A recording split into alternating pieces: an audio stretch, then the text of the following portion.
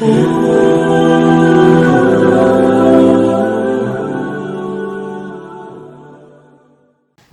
melanjutkan video ini, ada baiknya jangan lupa like, komen, dan subscribe, dan jangan lupa PPDB SMP IT dan SMA Islam Plus An-Nahdlatul Al-Islami tahun ajaran 2024-2025 telah dibuka.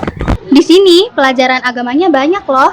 Ada nahwu, sorof, tarikh, fikih, hadis, tahsin, dan juga tajwid yang diajarin langsung sama Syekh Akram dari Arab loh.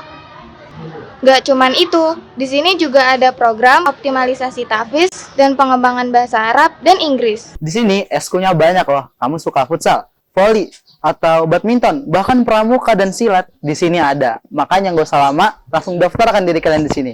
Ma'had An-Nahdlatul Al-Islami. Alhamdulillahirabbil alamin.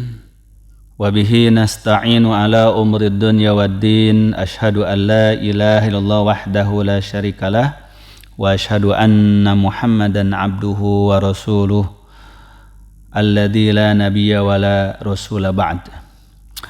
Amma ba'd, ikhwata iman rahimani wa rahimakumullah.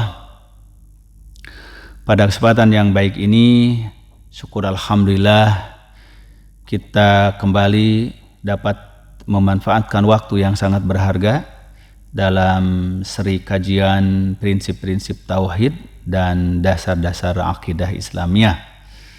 Kita telah membahas 13 bab dan pada episode kali ini kita memasuki bab yang ke-14, yaitu bab qaulullahi ta'ala ayusyrikuna ma la yakhluqu syai'an wa hum yukhlaqun wa la yastati'una lahum nasra wa la anfusahum yansurun. Firman Allah Ta'ala dalam surah Al-A'raf 191-192. Apakah mereka menyekutukan Allah Subhanahu wa Ta'ala dengan apa-apa yang tidak menciptakan sesuatu apapun? Wahum yukhlaqun, bahkan merekalah yang diciptakan Allah. Wala yastati'una lahum nasran, dan mereka tidak memiliki kemampuan untuk memberikan pertolongan. Wala anfusahum yansurun, bahkan mereka tidak bisa menolong diri mereka sendiri. Begitu pula firman Allah Ta'ala, walladzina tad'una min dunihi ma yamlikuna min qitmir, dan sembahan-sembahan yang kalian memohon kepadanya, yang kalian berdoa kepada sembahan-sembahan selain Allah itu, tidaklah memiliki kemampuan, memiliki daya upaya bahkan untuk memiliki sesuatu yang setipis kulit ari. Kulit ari itu artinya kulit yang sangat tipis dari bayi yang baru lahir, saking tipisnya. Tidak ada makhluk yang mampu menciptakan ya bagaimana kehalusan kulit bayi, kulit ari-ari yang diciptakan oleh Allah Subhanahu wa Ta'ala dengan amat dahsyat, amat luar biasa, dengan segala kelembutannya, kehalusannya. Itu kulit bayi dan kulit arinya itu di dalam rahim seorang ibu bisa terlindungi dengan sebaik-baiknya. Adakah Tuhan-Tuhan sembahan selain Allah yang mampu melakukan itu? In tad'uhum la yasma'u du'aakum. Tuhan-Tuhan yang kalian sembah selain Allah itu, kalau kalian berdoa kepadanya, mereka tidak mendengarnya. Walau sami'u mastajabu lakum, seandainya pun bisa mendengar, tidak akan mampu menjawab permintaan kalian. Wa yaumal qiyamati yakfuruna bisyirkikum, dan pada hari kiamat Tuhan-Tuhan yang disembah selain Allah itu bahkan mengingkari penyembahan para penyembahnya. Wala yunabbi'uka mislu khabir, dan tidak ada yang bisa memberikan pengajaran seperti ini kepada kamu, kata Al-Quran, seperti yang Allah kabarkan ini. Jadi betapa telitinya, betapa akuratnya pemberitaan yang ada dalam Al-Quranul Karim. Bahkan betapa tepatnya, tidak ada sedikit pun yang melenceng. Maka kata Al-Quran, tidak akan ada pemberitaan yang diberitakan sedemikian tepat, benar, akurat seperti yang diberitakan oleh Al-Quran tentang segala hal. Apalagi menyangkut tentang masalah-masalah yang gaib, seperti tentang surga, neraka, masa depan, tentang kehidupan dunia dan umat manusia. Itu semuanya hanya ada pemberitaan yang paling akuratnya, paling tepatnya, paling benarnya adalah apa yang diberitakan oleh Al-Quran. Hanya saja memang keterbatasan diri kita, ilmu kita untuk mampu menyingkap keluasan dan kedalaman kandungan Al-Quranul Karim.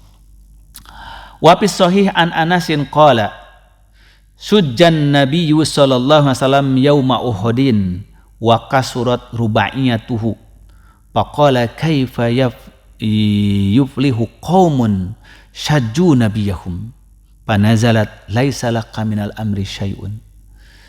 Dalam hadis yang sahih riwayat Imam Bukhari dan Imam Ahmad dari Anas bahwa Nabi SAW terluka dalam perang Uhud sampai gigi geraham beliau itu patah, copot gigi geraham beliau. Karena diriwayatkan dalam kisah perang Uhud itu Rasulullah pakai baju besi yang menutupi kepala dan melindungi wajah serta pundak. Tetapi karena kuatnya hantaman tombak dan pedang dari kaum musyrikin Quraisy itu yang mengenai kepada baju besi pelindung Rasulullah itu sampai patah dan menembus kepada pipi Rasulullah SAW sehingga mencungkil gigi geraham beliau sehingga menjadi patah dan tanggal. Itu menurut sebuah versi riwayat tentang yang dimaksud wakas surat rubaiyatuhu, yaitu gigi geraham beliau itu sampai patah begitu kerasnya. Bahkan diriwayatkan Rasulullah SAW hampir pingsan ya, terjatuh kepada lubang yang dibangun oleh kaum musyrikin Mekah untuk menjebak pasukan kaum muslimin dan Rasulullah. Maka mereka bersorak-sorai dan berteriak bahwa Nabi Muhammad telah mati, Muhammad telah gugur.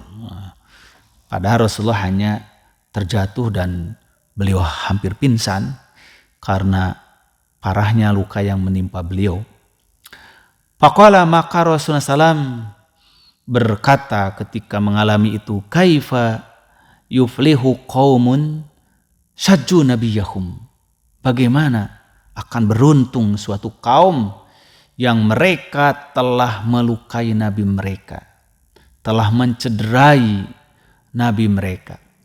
Panazalat, maka turunlah ayat laisa laka minal amri syai'un. Wahai Muhammad, itu bukan urusan engkau. Engkau tidak memiliki hak sedikit pun tentang itu. Artinya bahwa masalah kaum itu dibinasakan Allah atau diampuni itu bukan hak kamu.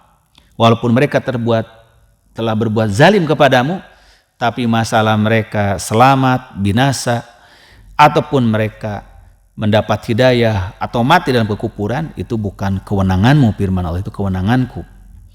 Wa fihi an Ibni Umar radhiyallahu anhu ma'anahu sami'a Rasulullah sallallahu yaqulu idza rafa'a ra'sahu minar ruku' fi raq'atil akhirati minal fajri Allahumma al'an fulanan wa fulanan ba'da ma yaqulu sami'a Allahu liman hamidah rabbana walakal hamd fa anzalallahu laisa laka minal amri syai'un.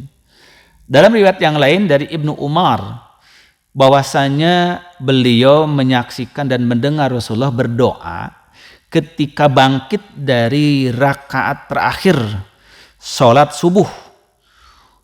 Maka setelah beliau mengatakan Sami Allahu liman hamidah Rabbana walakal hamdu, maka beliau berdoa Allahumma al'an fulanan wa fulanan, ya Allah laknatlah si fulan, yaitu mereka yang telah menyakiti Rasulullah dan para sahabatnya di perang Uhud. Maka turunlah ayat laisa laka minal amri syai'un. Bukan hak engkau terhadap urusan itu wahai Muhammad. Engkau tidak memiliki hak sedikit pun atas keselamatan dan kebinasaan mereka. Wa fi riwayatin yad'u ala Safwan bin Umayyah wa Sahal bin Amr wal Haris bin Hisam fanazalat laisa laka minal amri syai'un.